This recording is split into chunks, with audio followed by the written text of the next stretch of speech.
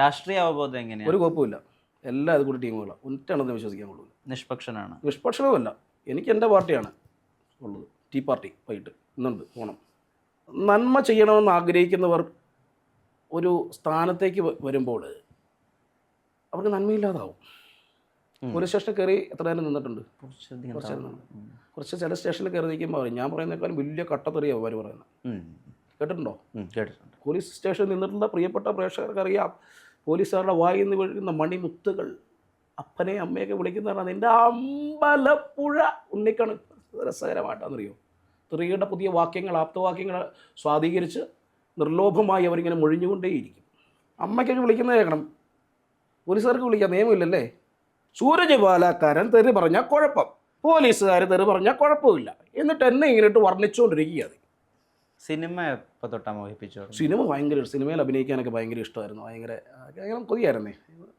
നമ്മളൊക്കെ നിനക്ക് സിനിമ അഭിനയിക്കാൻ ഇഷ്ടമല്ലേ? അല്ല, അഭിനയിക്കാൻ ഇഷ്ടമല്ല. ഇഷ്ടമല്ല? ഡയറക്ഷനാണോ? അല്ല, എനിക്ക് ഡയറക്ഷനൊന്നും ഇഷ്ടമല്ല. സിനിമ ഇഷ്ടമല്ല? അല്ല, സിനിമ ഭയങ്കര ഇഷ്ടമാണ്.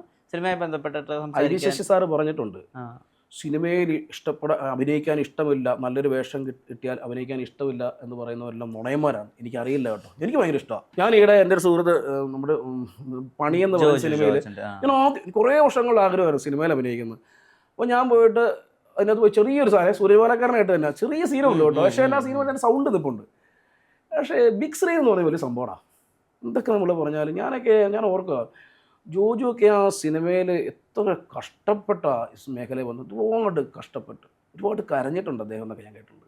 എത്ര നല്ല കാണണം. അവിടെ ഒരു ക്രൂ മൊത്തം എന്നിട്ട് അയാൾക്ക് വേണമെങ്കിൽ ഇനി അഭിനയിച്ചാൽ മതി, പക്ഷേ അയാൾ ആ സിനിമ ചെയ്ത് അയാൾക്ക് ഷൈൻ ചെയ്യാൻ പറ്റില്ല. ആ പടം കണ്ടറിയാം, എൻ്റെ ഏറ്റവും കൂടുതൽ ഷൈൻ ചെയ്തിരിക്കുന്ന കുട്ടികളാണ്.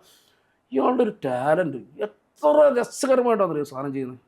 കാരണം നാളെ ഇനി നമ്മുടെ മലയാള സിനിമയ്ക്ക് ഒന്നാമത് ഹെൽത്ത് നോക്കാതെ സ്ത്രീകളൊക്കെ ഒരുപാട് ആരാധകരുണ്ട് ഈ ജോജുവിനൊക്കെ. കാരണം ആ ടാലൻ്റാണ്, അത് ഉണ്ടാക്കിയെടുത്ത സാധനങ്ങളാണ്.